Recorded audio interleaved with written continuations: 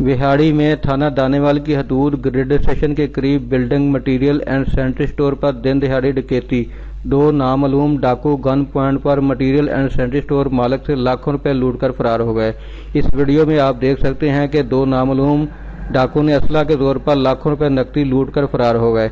वारदातों पर शहरियों का कहना है कि विहाड़ी पुलिस डाकू पकड़ने में मुकम्मल नाकाम है। डाकू दिन रात दंदनाते फिर रहे हैं और लूटमार कर रहे हैं, जिससे लोगों में खौफ और रास पाया जाता है।